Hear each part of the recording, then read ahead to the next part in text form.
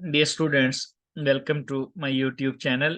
Dear students, MD CAT series gases वाला topic हम discuss कर रहे थे। आज हम इसमें देखेंगे आइडियल गैस कांस्टेंट और उसके यूनिट्स, डिफरेंट वैल्यूज और फिर इसकी सिग्निफिकेंस क्या है। फाइनली हम इससे रिलेटेड एमसीक्यूज करेंगे। आइडियल गैस कांस्टेंट देखें, आइडियल गैस इक्वेशन क्या होती है? आइडियल गैस इक्वेशन होती है PV is equal to NRT. अगर हम यहां से आर निकालने की कोशिश करें तो आर हमारे पास आएगा P V over N T. अब ये जो पीवी होता है एक्चुअली ये वर्क डन होता है, यानी ये जो पीवी है प्रेशर और वॉल्यूम का जो प्रोडक्ट है। प्रेशर होता है फोर्स पर यूनिट एरिया और ये आ जाएगा हमारे पास वॉल्यूम।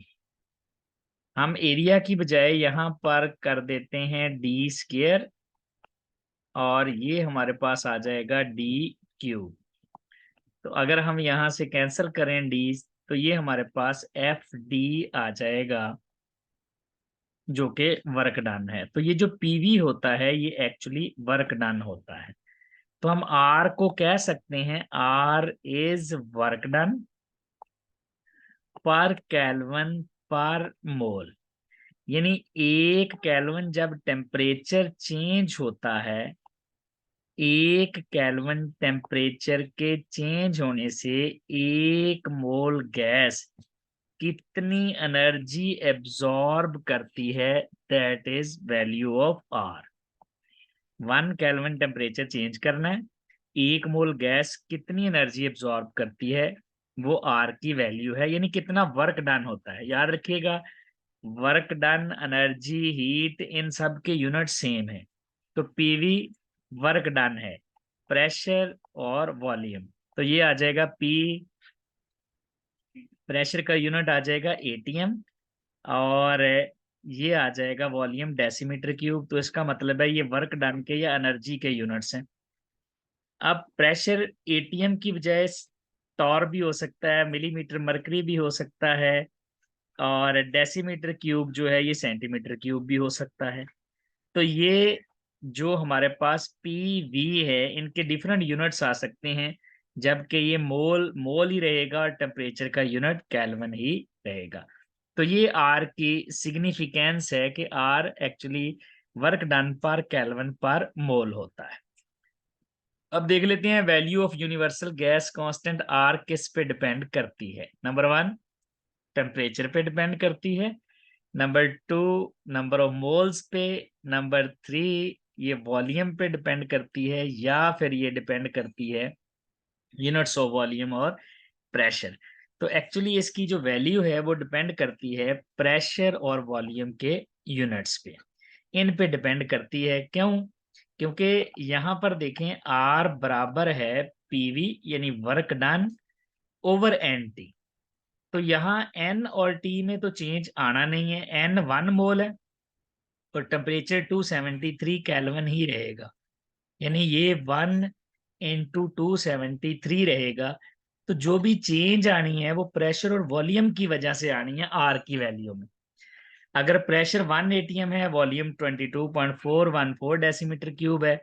अब आप प्रेशर को चेंज करके 760 टॉर कर सकते हैं, 760 मिलीमीटर मरकरी कर सकते हैं, या वॉल्यूम 22.414 डेसीमीटर क्यूब है तो उसको सेंटीमीटर क्यूब में चेंज कर सकते हैं, उसको मीटर क्यूब में बदल सकते हैं। तो यहाँ पर चेंज आ सकता है। तो पी और वी के जो डिफरेंट यूनिट्स हैं वो उसके साथ साथ, क्योंकि उनकी वैल्यू भी बदल जाती है यूनिट्स के साथ, तो ये फिर आर की वैल्यू भी बदलती जाएगी। तो आर की वैल्यू जो है वो डिपेंड करती है units of pressure and volume. Correct value of general gas constant R is, हमने आर की सही वैल्यू बतानी है। ये हमारे पास डिफरेंट ऑप्शन है, 8.314 या दूसरा है 62.4, तीसरा ऑप्शन है हमारे पास 0.0821 और फिर फाइनल ऑप्शन है हमारे पास 8.314 इंटू 10⁻⁷ अर्ग्स पर मोल पर केल्विन। तो ये डिफरेंट वैल्यूज हैं हमारे पास। यहाँ पर देखें एटीएम और डेसीमीटर क्यूब में जब हम वैल्यू निकालते हैं तो जो हमारे पास वैल्यू आती है वो आती है 0.0821। इसका मतलब ये ऑप्शन ठीक नहीं है। 62.4 आती है जब हमारे पास वॉल्यूम डेसीमीटर क्यूब में होता है, और फिर 0.0821 आती है जब हमारे पास यूनिट एटीएम डेसीमीटर क्यूब। तो इसमें डी वाला ऑप्शन ठीक है, 8.314 इंटू 10⁻⁷। तो यहाँ पर आपने करना क्या है, यहाँ पर जो डिफरेंट वैल्यूज हैं आर की विद डिफरेंट यूनिट्स, ये याद रखनी है। ये मेमोरी बेस्ड क्वेश्चन है, वो डायरेक्ट ही पूछ लेता है। जैसा कि देखें, ये हमारे पास आर की डिफरेंट वैल्यूज हैं। 0.0821 कब आएगी, जब डेसीमीटर क्यूब वॉल्यूम का यूनिट होगा, और फिर हमारे पास ये यूनिट आएगा एटीएम प्रेशर का। ये पर मोल पर केल्विन, तो हर वैल्यू के साथ आप देखें ऐसे ही चलता जाना है, इसमें कोई चेंज नहीं आती। यही वजह है जो आर की वैल्यू है वो डिपेंड करती है प्रेशर और वॉल्यूम के यूनिट्स पर। अब अगर हम एटीएम की बजाय मिलीमीटर मरकरी यूज कर लें, यानी इस वैल्यू को आप फिर 760 से मल्टीप्लाई कर देंगे, क्योंकि एक एटीएम में 760 मिलीमीटर मरकरी होते हैं। 760 ही टॉर होते हैं, तो मिलीमीटर मरकरी कर लें या टॉर कर लें, वैल्यू यही आएगी जब आप इसको 760 से मल्टीप्लाई करेंगे। इसी तरह अगर आप सेंटीमीटर, इसको सेंटीमीटर क्यूब में बदल लें, इसको, और एटीएम को मत छेड़ें, एटीएम ऐसे ही रहे। सेंटीमीटर क्यूब में बदलने से क्या मराद है, एक डेसीमीटर क्यूब में 1000 सेंटीमीटर क्यूब होते हैं, तो आप इसको 1000 से मल्टीप्लाई कर दें, तो ये 82.1 आ गया। अगर आप दोनों को बदल दें, इसको सेंटीमीटर क्यूब में, इसको मिलीमीटर मरकरी में, तो फिर आपको इस वैल्यू को 760 से और फिर 1000 दोनों से मल्टीप्लाई करना पड़ेगा, तो ये 62,400 आ जाएगा। अगर आप ऐसा ही यूनिट यूज करें, अगर आप वॉल्यूम का यूनिट जो है वो मीटर क्यूब यूज करें, और प्रेशर का यूनिट जो है वो न्यूटन पर मीटर स्क्वायर यूज करें, तो यहाँ पर जो हमारे पास यूनिट बचेगा वो न्यूटन मीटर बचेगा। तो फिर जो हमारे पास वैल्यू आएगी 8.314 आएगी, वैल्यू यहाँ पर 8.314। और न्यूटन मीटर आपको पता है जौल के बराबर होता है, तो फिर वैल्यू वही रहेगी, क्योंकि न्यूटन मीटर और जौल बराबर होते हैं। एक जौल में 10⁻7 अर्ग्स ERGS होते हैं। तो अगर आप जौल की बजाय ERGS लिखना चाहते हैं तो 10⁻7 से मल्टीप्लाई कर दें। और फाइनली कैलोरीज वाली वैल्यू है, कैलोरीज, एक कैलोरी जो होती है उसमें 4.184 जौल होते हैं।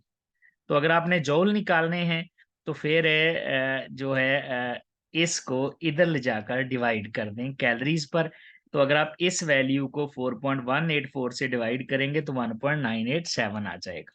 तो यहाँ पर आपने वैल्यूज का ध्यान रखना है कि यहाँ वैल्यू कौन सी यूज करनी है कैलकुलेशन करते हुए, वो आपको यूनिट से आइडिया होगा। मोस्टली यहाँ पर डायरेक्ट क्वेश्चन पूछा जाता है कौन सी इसमें SI यूनिट की वैल्यू है और कौन सी वैल्यू अप्रोप्रिएट है। आर की 4 वैल्यूज दी होती हैं, सही कौन सी है, कौन सी सही नहीं है, इसी तरह के क्वेश्चन ही मोस्टली यहाँ पर आर से पूछे जाते हैं।